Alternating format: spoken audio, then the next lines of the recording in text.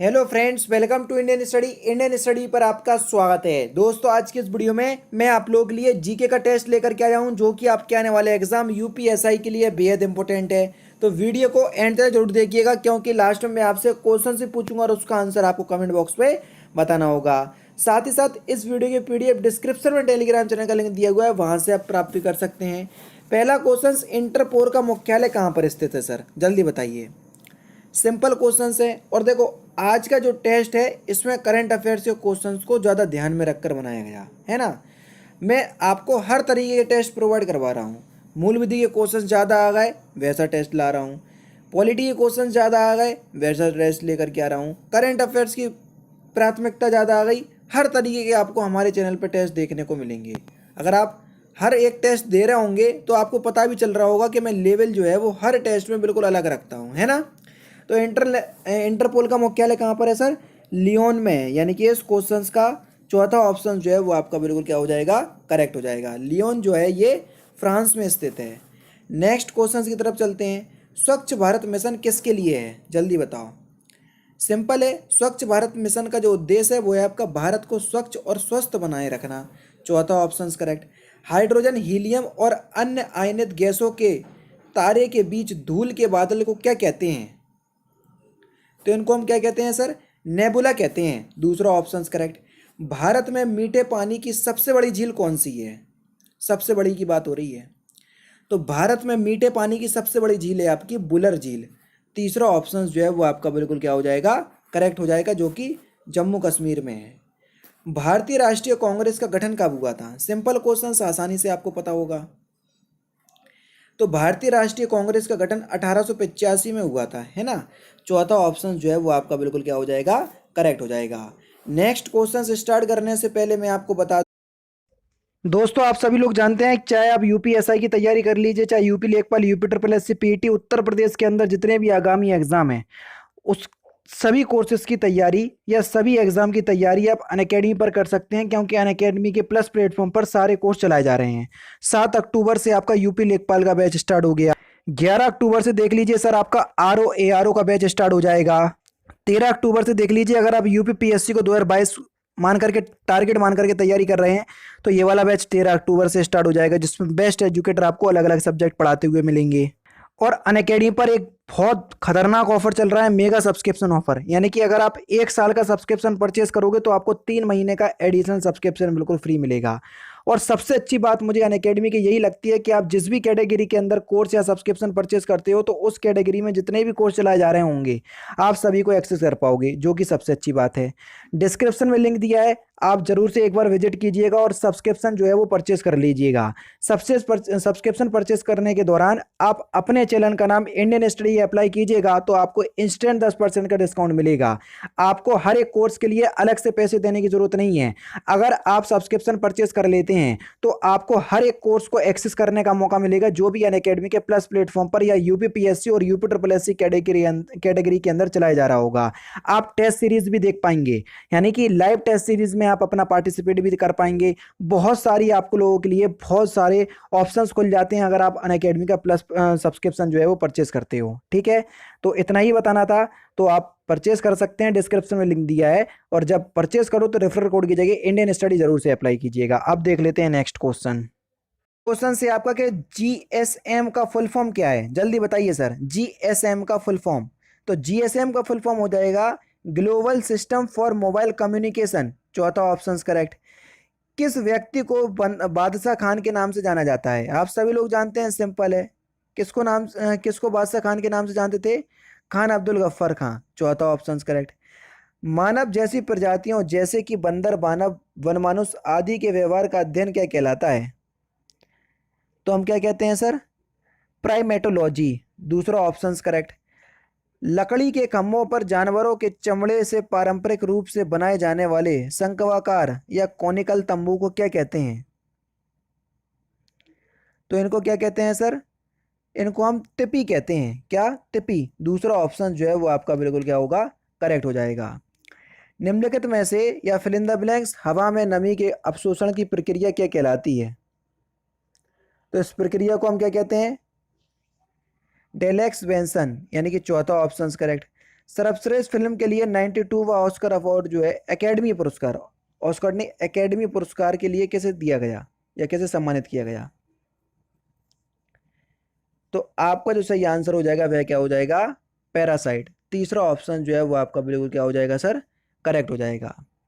Next question से आपका 52वां के निम्नलिखित में से भारत के कार्यवाहक प्रधानमंत्री के रूप में 2 बार काम किसने किया? तो किसने किया? गुलजारी लाल नंदा ने। दूसरा ऑप्शन करेक्ट। भारत में पहला बैंक कौन सा था? जल्दी बताओ।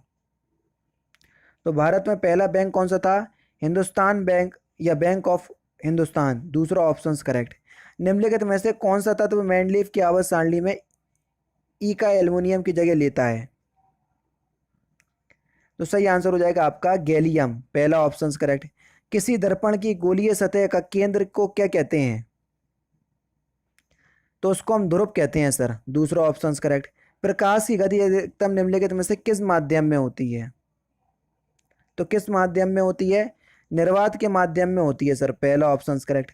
ब्रिटिश सरकार ने रॉलेट अधिनियम कब पारित किया था? इस अधिनियम में बिना मुकदमे के राजनीतिक नजरबंदी की अनुमति दी गई थी। तो सही आंसर हो जाएगा आपका 1919 में। दूसरा ऑप्शन करेक्ट। आसमान की ओर फेंका गया पत्थर पृथ्वी की ओर वापस क्यों आता है? सिंपल है, जल्दी बताओ। एक बल होता है जो इसे भूमि की ओर आकर्षित करता है और वो बल का नाम क्या है? गुरुत्वाकर्षण बल। आप सभी लोग जानते हैं।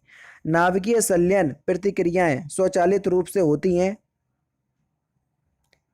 तो ये सूर्य में होती हैं। दूसरा ऑप्शन जो है वो आपका बिल्कुल करेक्ट है। किसी आवेशित निकाय द्वारा किसी अन्य आवेशित निकाय पर लगाए गए बल को क्या कहते हैं? तो उसको हम विद्युत स्थैतिक बल कहते हैं। चौथा ऑप्शन करेक्ट। ऊष्मा क्षेपी अभिक्रिया वह अभिक्रिया होती है जिसमें, तो ऊष्मा क्षेपी अभिक्रिया वह अभिक्रिया होती है जिसमें ऊष्मा निकलती है। चौथा ऑप्शन यहाँ पर आपका बिल्कुल करेक्ट है। ई का सिलिकॉन को फिल इन द ब्लैंक्स के रूप में जाना जाता है, तो ई का सिलिकॉन को क्या कहते हैं सर? जर्मेनियम भी कहते हैं। चौथा option correct. Fill in the blanks में एक प्रमुख काया पलट हुई जिसने ब्रिटिश शासन की नींव को हिलाकर रख दिया। इसे अक्सर स्वतंत्रता का पहला युद्ध कहा जाता है। किस वर्ष में? तो सही आंसर हो जाएगा 1857 में। पहला ही ऑप्शन करेक्ट। नेक्स्ट क्वेश्चन से आपका कि निर्वाचन मंडल जो भारत के राष्ट्रपति का चुनाव करता है का गठन कौन करता है? निर्वाचन मंडल का गठन कौन करता है? तो सही आंसर आपका क्या हो जाएगा सर? संसद और राज्य विधानसभाओं के निर्वाचित सदस्य। पहला ही ऑप्शन यहाँ पर आपका बिल्कुल करेक्ट है। यदि किसी वस्तु पर लागू एक स्थिर बल बल की दिशा में वस्तु द्वारा स्थानांतरित बल और दूरी के परिणाम के रूप में दर्शाया जाता है तो इसे क्या कहते हैं? तो इसको किया गया कार्य कहते हैं। पहला ही ऑप्शन यहाँ पर आपका बिल्कुल करेक्ट। नेक्स्ट क्वेश्चन से आपका कि सुबंधु घटक पर छपाण वीरसेन इन सभी में क्या समानता थी? तो ये सभी चंद्रगुप्त विक्रमादित्य के दरबार में थे। दूसरा ऑप्शन यहाँ पर आपका बिल्कुल करेक्ट। निम्नलिखित में से विश्व का सबसे बड़ा उष्ण मरुस्थल कौन सा है? जल्दी बताओ। निम्नलिखित में से विश्व का सबसे बड़ा उष्ण मरुस्थल, तो सही आंसर हो जाएगा आपका सहारा रेगिस्तान। चौथा ऑप्शन करेक्ट। दिल्ली के लाल किले में मोती मस्जिद का निर्माण किसने किया था? तो किन्होंने किया था? औरंगजेब ने। तीसरा ऑप्शन जो है वो आपका बिल्कुल करेक्ट। पुनर्गठन योजना आयोग का नया नाम क्या है? पुनर्गठित योजना आयोग का नया नाम क्या है? नीति आयोग। अब देख लो भैया नीति की स्पेलिंग क्या है ऑफिशियल। तो सही आंसर क्या होगा? Option number A, national institution for transforming India. किस अभिनेत्री को भारत रत्न डॉक्टर अंबेडकर अवार्ड से सम्मानित किया गया? तो सही आंसर हो जाएगा आपका ऋचा चड्ढा को। दूसरा ऑप्शन करेक्ट। निम्न स्थलाकृतियों में से किसका निर्माण भ्रंश घाटी से हुआ है या भ्रंश द्वारा हुआ है? तो सही आंसर हो जाएगा आपका विभ्रंश घाटी। दूसरा ऑप्शन करेक्ट। वर्निक्यूलर प्रेस एक्ट कब पारित हुआ? तो सही आंसर हो जाएगा आपका 1878। निम्नलिखित में से कौन सा जोड़ा जो है वो गलत है? Question number 73। कथकली। कथकली जो है ये आपका केरल का है, ना कि कर्नाटक का। तो दूसरा ऑप्शन करेक्ट हो जाएगा। 26 अगस्त 2019 को इंडोनेशिया के राष्ट्रपति जोको विडोडो ने किस देश की राजधानी बोर्नियो द्वीप स्थित किस प्रांत में स्थानांतरित किए जाने की घोषणा की? देश की राजधानी। तो सही आंसर आपका क्या हो जाएगा, ईस्ट कालीमंतन, यानी कि इस क्वेश्चन का तीसरा ऑप्शन करेक्ट। देश का सबसे ऊंचा स्काई साइकिलिंग ट्रैक कहाँ बनाया गया है? तो कहाँ पर बनाया गया है? तो आपका सही आंसर हो जाएगा आपका मनाली में। हाल ही में डंपा बाघ अभ्यारण्य को क्लाउडेड लेपर्ड के अध्ययन स्थल के रूप में चुना गया, यह कहाँ पर स्थित है? तो सही आंसर हो जाएगा आपका मिजोरम। तीसरा ऑप्शन जो है वो आपका बिल्कुल क्या होगा सर, करेक्ट हो जाएगा। महिला समानता दिवस कब मनाया जाता है, महिला समानता दिवस? तो सही आंसर हो जाएगा आपका 26 अगस्त को, चौथा ऑप्शन करेक्ट। किस कंपनी ने बीसीसीआई अंतर्राष्ट्रीय और घरेलू मैचों के लिए प्रायोजक अधिकार बरकरार रखा? तो सही आंसर आपका क्या हो जाएगा, इनमें से कोई नहीं, चौथा ऑप्शन करेक्ट। तो अलग अलग कैटेगरी में अलग अलग जो है वो प्रायोजक हैं, है ना, तो इस वजह से इनमें से कोई नहीं जो है आपका सही आंसर होगा। तीन तरफ से मध्य प्रदेश से घिरा उत्तर प्रदेश का जिला निम्नलिखित में से कौन सा है जो तीन तरफ से घिरा हुआ है?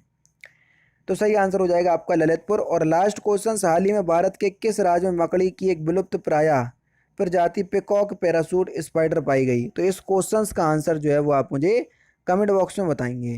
तो दोस्तों ये थे आपके 40 जीके के इंपॉर्टेंट क्वेश्चंस जो कि मैंने आज के इस वीडियो में आपको कंप्लीट करवा दिया। वीडियो अगर आपको अच्छी लगी हो तो प्लीज़ दोस्तों वीडियो को लाइक और शेयर जरूर कर दीजिएगा। तो दोस्तों फिलहाल की वीडियो में सिर्फ इतना ही। अगर आपको वीडियो पसंद आए तो प्लीज़ दोस्तों वीडियो को लाइक कीजिए, शेयर कीजिए और साथ ही साथ हमारे चैनल को सब्सक्राइब करना ना भूलें, क्योंकि रोजाना इसी तरह की वीडियोस आप लोगों के लिए लाता रहता हूँ। नमस्कार दोस्तों, जय हिंद, जय भारत।